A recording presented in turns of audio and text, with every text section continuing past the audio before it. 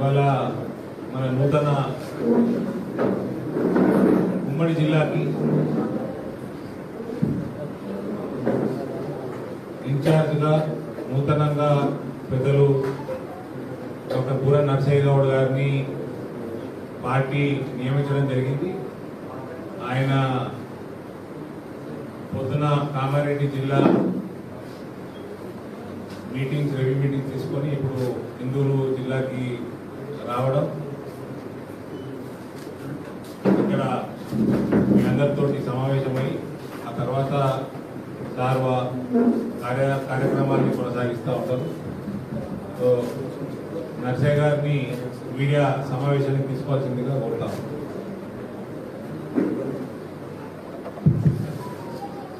అందరికీ నమస్కారం.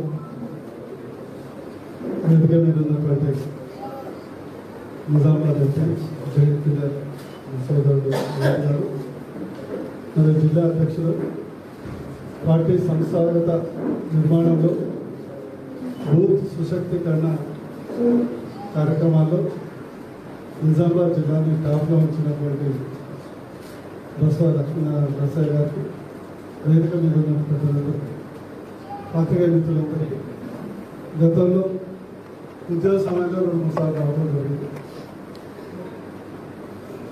సో డాక్టర్గా నిజామాబాద్కు నాకు చాలా సంబంధం ఉంది. దాదాపు 10 సంవత్సరాలు నెలకోసారి వచ్చి 30 ఆపరేషన్లు ఉంటాయి.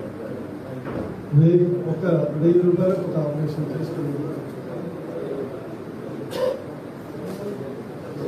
ఈరోజు బీజేపీ పార్టీ తరఫున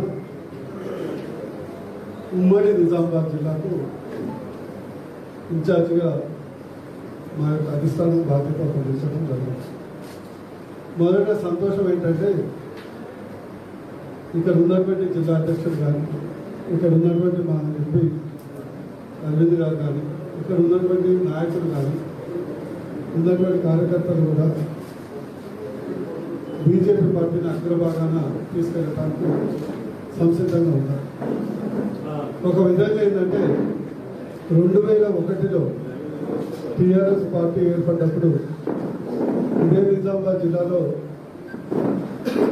టీఆర్ఎస్ పార్టీకి పునాది పడ్డారు.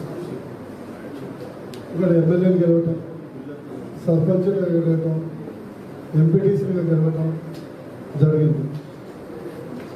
ఇప్పుడు నిజామాబాద్ ఉమ్మడి జిల్లాలో ఈరోజు అదే టీఆర్ఎస్ని అలియాస్ బీఆర్ఎస్ని కూలగొట్టడానికి కూడా ఇక్కడ నిజామాబాద్ జిల్లా యొక్క ఓటర్లు కానీ, ప్రజలు కానీ, నాయకులు కానీ సిద్ధంగా ఉన్నారు.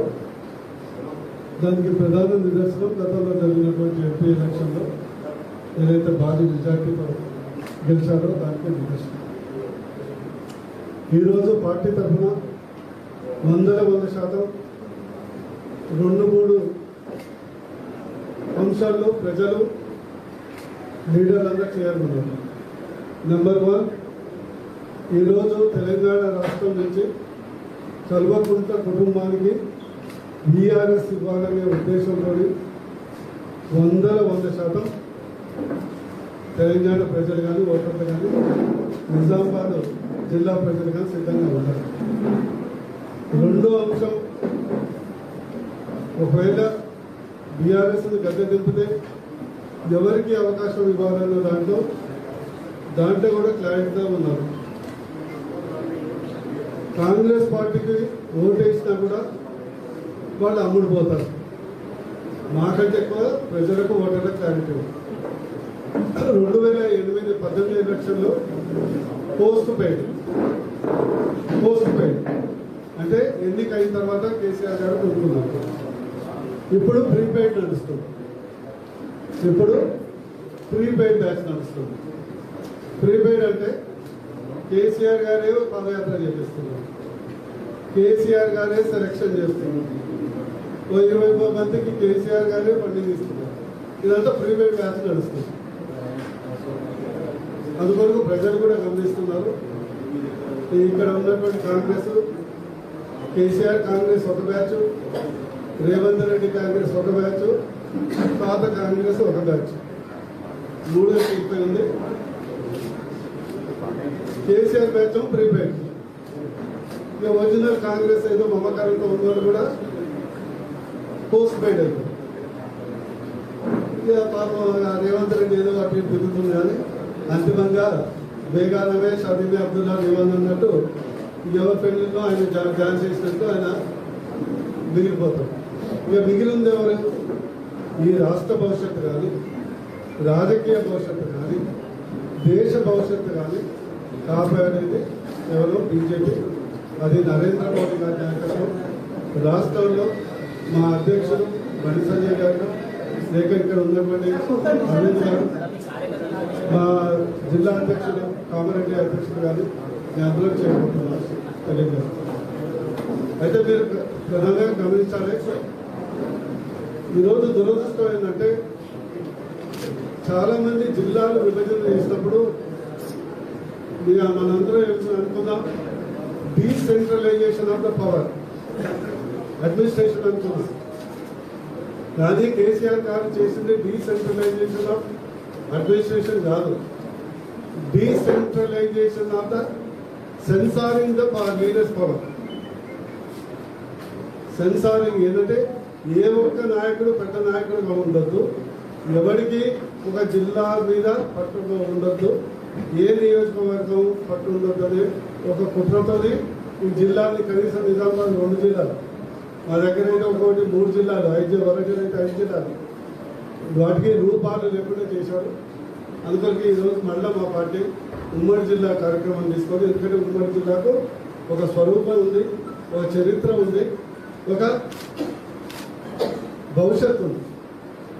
అందుకొరకే మా బీజేపీ పార్టీ తరఫున ఉమ్మడి జిల్లా ప్రకారం 10 జిల్లాల ప్రకారం రాజకీయ కార్యాచరణ అనేది జరుగుతుందని తెలియజేస్తున్నాం.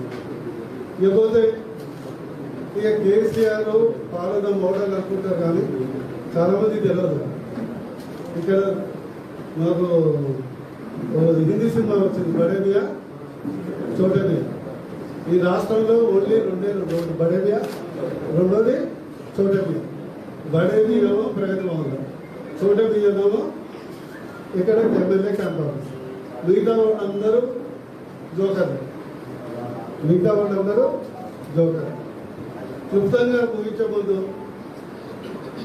బాధేస్తుంది ఏంటంటే 2014 వరకు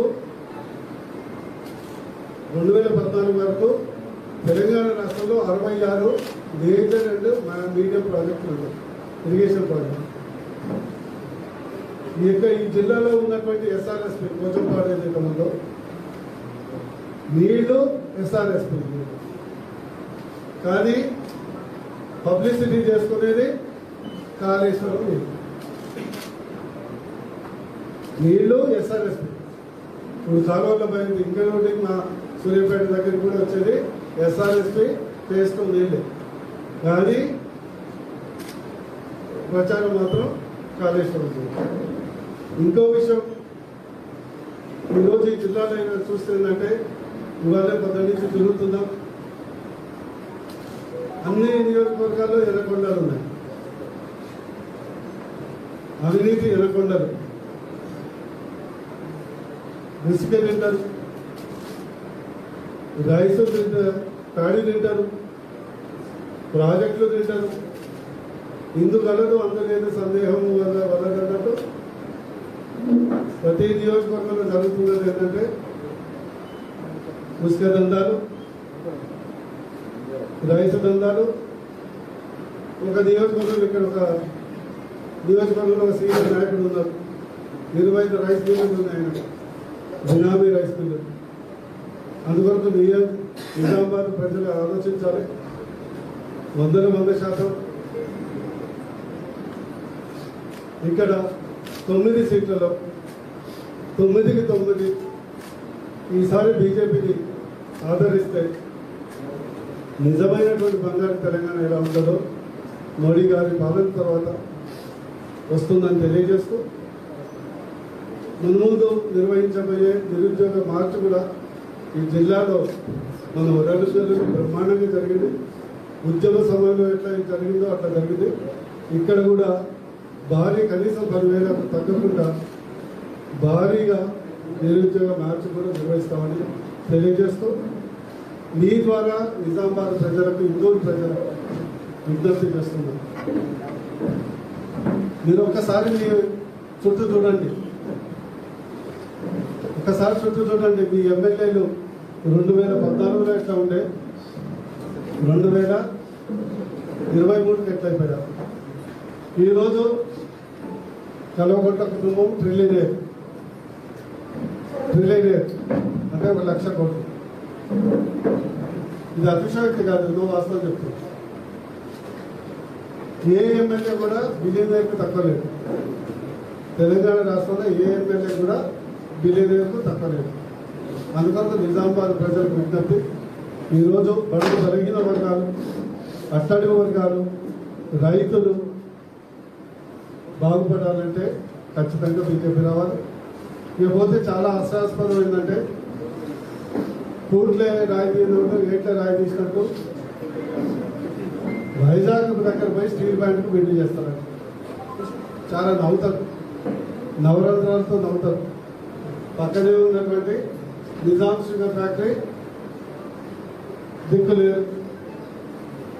మా ఇక్కడ మెగా, మాకు central government mega food parks ఉన్నాయి. ఇక్కడ వారు కూడా మా ఎంపీ గారు ప్రయత్నం చేశారు. మెగా ఫుడ్ పార్క్లో స్పైసెస్కు చాలా డిమాండ్ ఉంది ఇంటర్నేషనల్గా. ఇక్కడ చాలా ఫేమస్ స్పైసెస్, పసుపు లాంటి దాంట్లో. ఇక్కడ రాష్ట్ర ప్రభుత్వం సహకరించుంటే అద్భుతమైనటువంటి ఫుడ్ ప్రాసెసింగ్ యూనిట్స్ వస్తాయి. ఇక్కడ ఉన్నటువంటి రైతులకు చాలా బెనిఫిట్ ఉండేది. కానీ కేసీఆర్ గారు ఒక సైంధవ పాత్ర పోషిస్తున్నారు. ఎందుకంటే కేంద్ర పథకాలు వస్తాయి, ఆయుష్మాన్ భారత్ వస్తాయి, ప్రధానమంత్రి ఆవాస యోజన వస్తాయి, ఎక్కడ మోడీ గారు ఇంకా పాపులర్ అయిపోతారు అనే భయంతో ఈ యొక్క సైంధవ పాత్ర పోషిస్తూ రాష్ట్రానికి దక్కవలసినటువంటి అనేక అభివృద్ధి పథకాలకు ఆటంకంగా మారుతున్నారని, ఇది బీజేపీ పార్టీ ద్వారా 9 సీట్లు గెలవడం ద్వారా మీ యొక్క ఆశీస్సులతో, ప్రజల ఆశీస్సులతో మా కార్యకర్తలు ఇక్కడైతే నెంబర్ 1 ఉన్నది.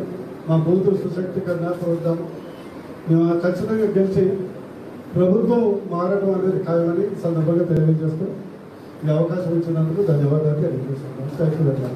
హాయ్ ఫ్రెండ్స్, మా టుడే టుమారో యూట్యూబ్ ఛానల్ చూస్తున్నందుకు చాలా థ్యాంక్స్. మరిన్ని లేటెస్ట్ వీడియోస్ కోసం వెంటనే సబ్స్క్రైబ్ చేయండి. అలాగే ఈ బెల్ ని కూడా రింగ్ చేసేయండి. మా నోటిఫికేషన్స్ అన్ని మీ మొబైల్లో వస్తాయి. అలాగే మా వీడియోస్ మీకు నచ్చితే లైక్ చేయండి, షేర్ చేయండి, నచ్చకపోతే కామెంట్ చేయండి.